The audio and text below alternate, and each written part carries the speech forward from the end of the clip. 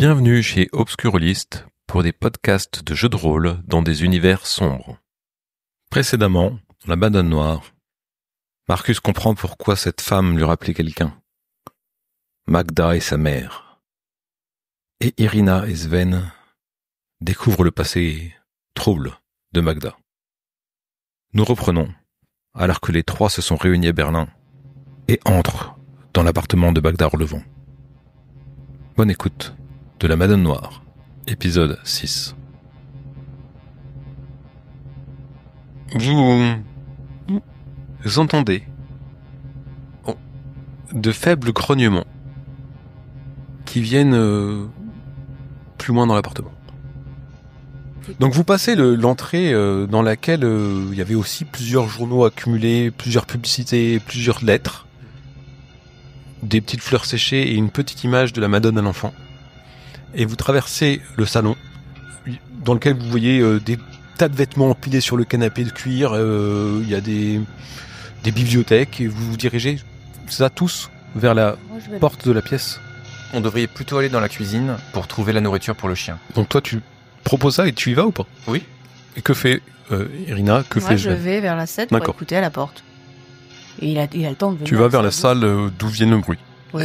Du coup, moi, je me dirige vers la même porte et j'ouvre les portes que je croise pour... D'accord, donc quand tu ouvres les portes, la première te donne sur des toilettes, tu la refermes assez rapidement, tu vois que le sol est encroûté de vomi.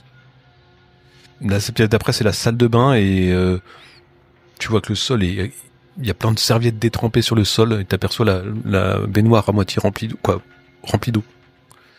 Et quand tu arrives à la dernière, c'est un bureau qui semble être entretenu et tu rejoins Irina. Pendant ce temps-là, Marcus, tu t'es dirigé dans la cuisine. Oui. La pièce est en désordre total. Il y a de la vaisselle sale, des restes de nourriture, des poubelles puantes qui s'entassent et des emballages vides au sol.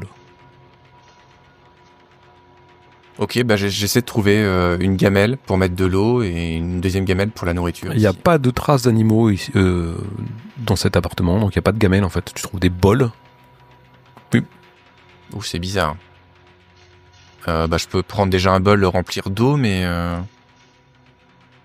je prends un bol rempli d'eau au cas où, mais je me dis que c'est bizarre parce que si le chien, il n'est pas à elle, ça sent pas bon. D'accord. Je retourne donc dans le couloir et puis je parle, je leur parle de loin. J'ai pas trouvé de nourriture, j'ai peur que le chien il soit pas à elle. Irina, toi tu ouvres la porte ou j'écoute? J'écoute. Tu entends des râles, comme si quelqu'un râlait de douleur. Bon j'ouvre la porte. Tu découvres Magda Orlova, enroulée dans une robe tachée, allongée sur son lit, complètement comateuse. Je dis Marcus, Sven, venez vite, Magda elle est là, je l'ai trouvée. Je laisse tomber le bol qui se brise par terre et je cours rejoindre. Je me précipite aussi. Elle se retourne et elle est dans un délire total. Tu la vois, elle se gratte les bras avec ses ongles. Ses bras et ses épaules sont couverts de griffures. La pièce empeste le parfum et l'encens. Tu vois juste une icône orthodoxe de la Madone à l'enfant qui pend au-dessus de son lit. Elle délire, elle est dans un délire complet en fait. Elle se gratte et elle délire.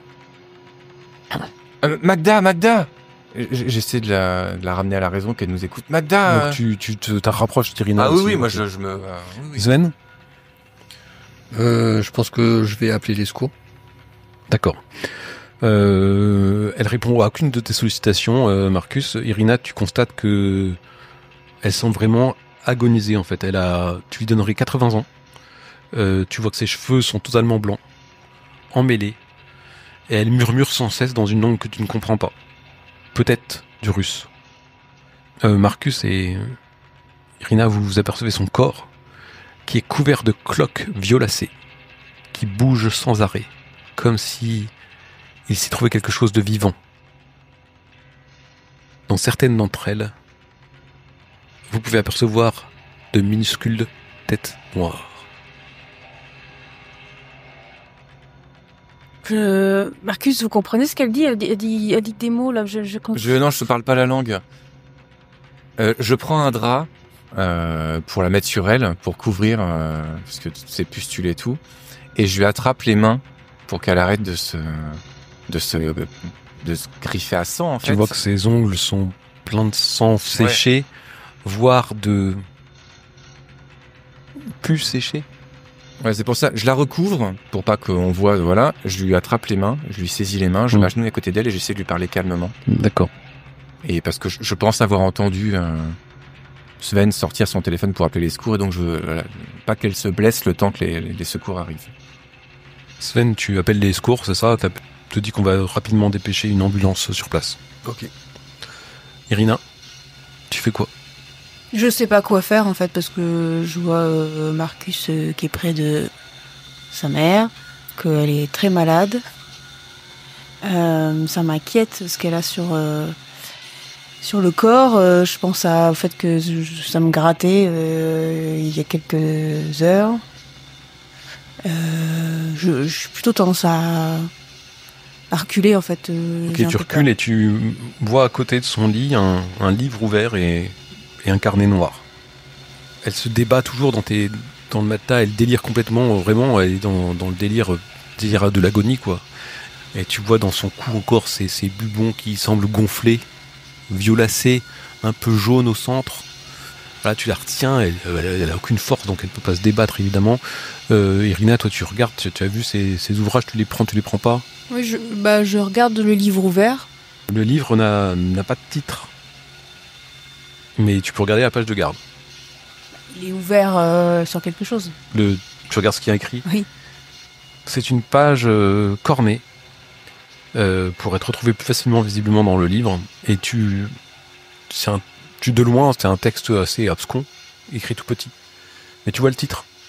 Défaire les malédictions créées par les puissances des rêves. Et je ferme le livre. D'accord. Et je le prends. D'accord. Je prends son bras. D'accord. Zen, tu fais quelque chose d'autre? Je me rends compte qu'elle est prise en charge. Bah pour l'instant, les secours sont pas arrivés, mais oui, elle est prise en charge. Elle est couchée dans son lit, on lui tient les mains, elle est recouverte. Je pense que je fais le tour de l'appartement, donc les pièces que j'ai pas encore vues. En commençant par le bureau qui est juste à côté. Tu rentres dans le bureau. Tu vois un Apple Macintosh qui trône sur la table. Sur un tableau de liège au mur, il y a de nombreuses notes qui datent de plusieurs mois qui sont épinglées. Les bibliothèques sont à moitié vidées de leurs livres. Mais on y trouve quand même encore beaucoup d'ouvrages. Et voilà ce que tu vois, et ça va te prendre du temps en fait de tout regarder. Assez rapidement, toi t'as reculé avec ton carnet, ton lit, tu l'as mis dans ta besace peut-être, Irina? Je sais pas combien il est grand. Ouais, tiens dans ton sac. Ouais, si j'ai une besace, je le mets dedans. Il y avait quelque chose à côté encore. Il y avait un carnet, ouais. Je prends aussi pour le feuilleter. Très bien. Le carnet, il ressemble au carnet que tu as trouvé chez Magda à Berlin. Je le mets dans ma besace. Est-ce que tu peux me redonner le titre du bouquin là? Alors, il n'y a pas de titre, mais si tu ouvres la page de garde, il y a marqué « Le pouvoir des rêves ». Les secours arrivent. Ils montent à l'estage, ils sonnent, donc toi tu as prévenu, tu les accueilles, je suppose. Oui. Tu leur indiques... Je leur indique la chambre, je leur dis que c'est une femme d'environ 60 ans qui est D'accord. Qui est en plein délire. Donc ils arrivent, tu m'entends parler fibrillation auriculaire. Ils entreprennent de la mettre sur une civière et de l'emporter à l'hôpital. Et ils vous regardent, ils disent, est-ce que l'un d'entre vous voudrait l'accompagner? Oui, c'est ma mère. Très bien, bah écoutez, nous allons à l'hôpital Max Burger. Je lui jette un regard en coin quand même. Nous l'emportons à l'hôpital Max Burger et venez vite. Et il commence à descendre. Est-ce que l'un d'entre vous aussi l'accompagner ou pas? Non, on va laisser le fils avec sa mère. D'accord. Donc bien sûr, le concierge passe la tête dans la porte. Qu'est-ce qui se passe? Madame Orlova a fait un malaise. Les secours sont venus la chercher. Je vous remercie. D'accord. Très bien. J'ai prévenir la police alors. Et puis il descend et il va prévenir, parce que visiblement quand il y a une intervention dans son immeuble de l'hôpital, il prévient la police pour déclarer. Donc en gros, toi, tu situes à une quinzaine de minutes que vous avez dans l'appartement avant que la police arrive. Ouais, je vais à l'entrée, là, on est passé vite devant les journaux, tout ça, pour voir s'il y a quelque chose d'intéressant. T'as dit quoi? Je fouille le bureau, parce que le reste, c'est... Marcus, t'es avec oui. avec Magda et vous embarquez dans l'ambulance direction l'hôpital. Dans le bureau, tu trouves des... Peut-être t'allumes l'ordinateur ou des choses comme ça, je sais pas du tout ce que tu fais, tu fouilles le bureau complètement, quoi. Ouais, j'allume l'ordinateur, je regarde si je peux y aller. Tu trouves d'anciens articles, d'anciens manuscrits de travail. Il y a un des sous-dossiers qui parle d'un roman d'angoisse existentielle qui se déroule dans la Russie des années 30. Et sinon, tu t'aperçois que l'association slave tient un journal qui s'appelle le Forum Slava. Elle a les 11 premières années du Forum Slava qui sont dans la bibliothèque. Tu regardes les différents carnets et notamment les derniers Oui. et il y a rien de très intéressant en fait, c'est des comptes rendus comme d'une association, quoi. Et ce que tu peux juste noter, c'est que en avril 91, elle a été élue vice-présidente. oui. Et y a rien en février 91? Rien de Elle particulier. aurait participé à un rituel occulte. Non, il parle pas de ça. Non, c'est vraiment des trucs administratifs. Notamment, t'as l'adresse de l'association. Ah, impeccable. Le 31 Kartenaustrasse. Voilà ce que tu trouves. Rapidement, et ça va faire un quart d'heure que t'es là. Pendant ce temps-là, Irina, t'es allée dans l'entrée, c'est ça? Oui. Tu as regardé les différentes choses, il y a du courrier, rien de très intéressant, mais tu t'aperçois en fait que tu comprends que c'est dans le même état que ce qu'il y avait à Berlin. Qu'elle était complètement... en fait, elle s'occupait pas d'elle du tout, elle laissait tout traîner, tout en vrac, submergée peut-être par la maladie. Par ces maladies. Tu vois juste ces petites fleurs séchées à côté de la Madone à l'enfant qui sont pendues au mur. Visiblement, elle était très croyante, mais ça te fait penser que... Pareil, il y avait une Madone à l'enfant aussi dans son... mais orthodoxe, dans sa chambre. Et donc, tu comprends qu'elle serait de religion orthodoxe. Donc voilà ce que tu remarques. Sinon, dans le salon, il y a une table, un fauteuil et une valise à moitié défaite sur un des sièges, des tas de vêtements qui s'empilent sur le canapé, et la bibliothèque est remplie d'ouvrages reliés de cuir, des romans russes, des romans allemands. Tu vois aussi des ouvrages occultes qui parlent des rêves et de leur interprétation, de la magie des songes. Donc tu trouves différents ouvrages. Tu vois aussi une photo. Une photo de Magda et de Philippe Kramer, qui semblent avoir 25 ans. Et t'as l'impression qu'ils sont comme en couple. Je prends la photo. Tu sors la photo du cadre. Et en sortant la photo du cadre, derrière, tu vois une autre photo. C'est Magda avec un autre homme. Et c'est une photo de mariage. C'est pas joli, monsieur. Et l'homme, tu penses que c'est Lev Orlov. Et oui, son mari officiel. Qui est mort dans la librairie de Magda.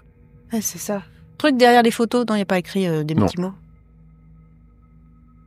Et Sven te dit que la police arrive, alors où vous l'attendez, où vous partez. Pas trop envie de rester, moi. Moi, ça me dérange pas de voir la police, mais si Irina veut partir, je laisse mes coordonnées au concierge pour la police s'il y a besoin, parce que c'est juste un signalement. Une vieille dame qui a fait un malaise, elle est partie à l'hôpital. D'accord. Voilà. Enfin, je laisse les coordonnées de mon bureau à l'ambassade du Danemark. D'accord. Et ensuite, vous vous dirigez où? On va voir Philippe. Ou la S. Il y a quand même... Ou Malheur. Vous pouvez d'abord, dans un premier temps, juste ressortir, aller dans un café ou je sais pas. parce qu'il y a Marcus qui est à l'hôpital avec sa mère, quand même. Vu l'état dans lequel il est... Vous allez pouvoir récupérer Marcus. Si on allait dans un café, pas un café. Oui, je suis pas contre. Une fois qu'on est attablé, je lui dis... C'est une avance? D'ailleurs, non, tu vois que je veux te parler d'un truc. Ah ouais, d'accord. Pardon, je prends mon air sérieux. T'emballes pas, Zone. Non, c'est parce que bon, comment vous l'avez trouvé, Marcus? Enfin, je peux comprendre que ce soit un gros choc par rapport au fait qu'il pense avoir retrouvé sa mère, mais je pense qu'il nous a dit la vérité quand il a dit qu'il s'était fait suivre et que il s'est fait tirer dessus. Mais concernant Magda, franchement, ça a l'air tellement sûr pour lui, tout en ayant zéro preuve. Je sais pas. Dubitatif. C'est vrai que je peux comprendre que ça soit difficile à vivre, tout ce qu'il a vécu. Là, il a été poursuivi, on lui a tiré dessus, son chien a été blessé, c'est ça? Oui. Il pense avoir retrouvé sa mère alors qu'il a quel âge? Je sais pas moi, une trentaine d'années. Parce que j'ai trouvé ça avant que la police n'arrive et je sais pas trop si ça va pas faire encore trop un choc. Je sais pas s'il faut lui montrer ou pas. Et là, tu vois que je te montre 2 photos. En fait, il y avait une photo dans la bibliothèque de Magda qui représente Magda et Philippe Kramer. D'accord. Et en fait, quand j'ai voulu prendre la photo, et derrière, il y avait une autre photo. Celle de Magda et de son ancien mari, Lev Orlov. D'accord, mais je sais pas pourquoi c'était superposé. Bah écoutez, moi je sais pas exactement, mais en général quand on fait ça, c'est que, comment dire, on a remplacé la personne, quoi. Donc, vu que Magda, c'est peut-être la mère de Marcus, la question c'est qui est le père de Marcus? Alors si c'est Philippe Kramer, vous imaginez bien le choc encore. Hein. Alors je suis désolé, mais je suis pas très au fait de la chronologie. Lev Orlov, il est mort en quelle année? 1980, quelque chose comme ça. Donc c'est plutôt potentiellement lui, le père de Marcus. Bah clairement, il est né avant les années 80. Eh oui. Effectivement. Sauf si, sauf si elle avait une liaison avec Philippe Kramer et que depuis que son mari est mort, elle est avec Philippe Kramer. Bref. Vivement qu'on puisse faire des tests ADN. Je pense que je vais garder les photos pour l'instant et en profiter pour si Philippe Kramer est un petit peu réticent à nous aider. Oui, c'est une bonne idée. Comme ça, on pourra montrer son portrait si jamais on a besoin. Très bien. Pendant ce temps-là, l'ambulance est allée toute sirène hurlante jusqu'à l'hôpital Max Burger. Tu es dans la ambulance avec Magda qui ne répond à aucun stimuli, qui est complètement en train de délirer et brûlante. Les infirmiers t'écartent un petit peu pour essayer d'en prendre soin un maximum. Ils descendent, tu les suis, ils emmènent Magda directement en soins intensifs.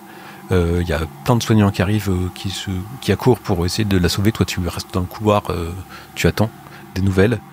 Il y a une vitre quand même, tu aperçois un petit peu, dans la porte, il y a une petite vitre, tu regardes un petit peu ce qui se passe. Il y a une doctoresse qui arrive quelques minutes après, qui se presse au bloc.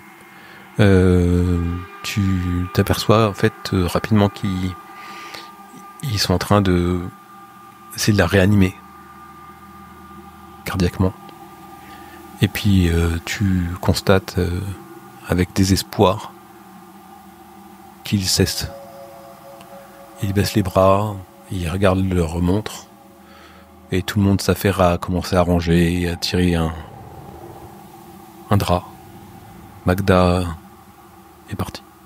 Bah, j'essaie de rentrer. Alors quand tu essaies de rentrer, il y a l'équipe médicale qui te sort. Je fais non, laissez-moi, je veux la voir. La doctoresse est là et dit écoutez, nous allons vous laisser la voir, mais ce n'est pas le lieu et l'endroit, il y a des endroits pour cela. Là vous êtes aux soins intensifs, il y a des protocoles à respecter, nous comprenons votre douleur, mais veuillez attendre calmement et vous ne serez pas effondré. Je suis effondré, je pleure. Est-ce que vous voulez vous asseoir? Est-ce que vous voulez un verre d'eau? Est-ce que vous voulez quelque chose? Donc tu vois, elle t'amène un petit peu. Je venais de la retrouver et elle vient de partir. Donc je peux pas plus lui parler. Elle t'assoit, elle t'amène un verre. Tout ça s'est arrivé. Enfin. Elle t'assoit, elle t'amène un verre d'eau, elle te dit d'attendre un petit peu et tout ça. Tu vois le personnel hospitalier qui qui va à ses occupations. Et puis Tu regardes par la fenêtre un petit peu. Donc tu te lèves comme ça, tu sais qu'il faut pas que tu rentres a priori. Tu regardes la fenêtre, tu vois son corps, tu vois son visage en fait. Et tu aperçois dans son cou, au niveau près de son visage, il y a une boursouflure, une cloque rouge foncé. Et puis soudainement tu vois Magda qui convulse et qui bouge comme ça sur son lit. Et puis tu hurles. Tu vois que le ganglion se gonfle et commence à pulser. Et tu vois que sa peau se fend. Et de grosses larves jaunes dotées de têtes noires s'expulsent de sa chair et commencent à la dévorer. Magda hurle, se redressant presque. 10 secondes plus tard, elle retombe. Le personnel a accouru, évidemment.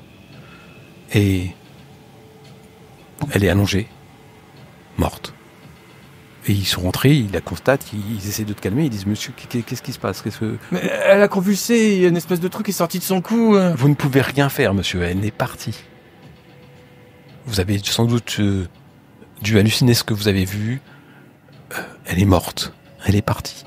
Il va falloir faire votre deuil, monsieur. » J'ai le double choc. Déjà, j'étais effondré. Je viens à peine de la retrouver. J'ai même pas eu le temps de lui parler. En plus, je suis aussi un peu, alors peut-être pas énervé, mais je suis plutôt vexé qu'on m'ait empêché de lui parler quand elle était entre guillemets valide. Avec les a priori de Sven, j'ai pas pu vraiment lui parler. Et il a cru que je voulais, je ne sais quoi faire à cette dame. Et là, je réussis enfin à la retrouver. On fait venir les secours. Et elle meurt sous mes yeux. J'ai pas pu lui demander pourquoi elle était partie. Et là, d'un seul coup, on passe dans l'horreur et j'ai une hallucination et je vois un truc horrible qui sort et convulse. Et puis finalement, non, il y a rien. Je suis complètement retourné, quoi. J'ai tombé dans son nez, t'as tes jambes qui se dérobent, en fait. Ouais. Tu tombes par terre. Le personnel hospitalier vient. Ça arrive. Je prends mes bras dans la tête, je pleure, je pense. La panique, etc. Il essaie de te prendre. Ma tête dans mes bras. Il essaie de te prendre, de te mettre à côté sur un siège et il tente d'un cachet. Non, c'est pas le moment de prendre un cachet. Ça va vous détendre. C'est un sédatif, en fait. Ça va vous détendre. Il faut que votre stress, vous avez imaginé plein de choses. Vous êtes dans la douleur, c'est normal. Nous comprenons. Et puis il commence à parler avec toi. C'était au même moment où chacun d'entre vous, toi, à l'hôpital, alors que tu viens d'avaler ton cachet, Marcus, et vous deux, Sven et Irina, alors que vous êtes au café, vous ressentez ces démangeaisons qui vous grattent. Comme si c'était sous votre peau, donc vous remontez votre manche, ça vous démange. Et vous constatez que des plaques rouges apparaissent sur votre corps.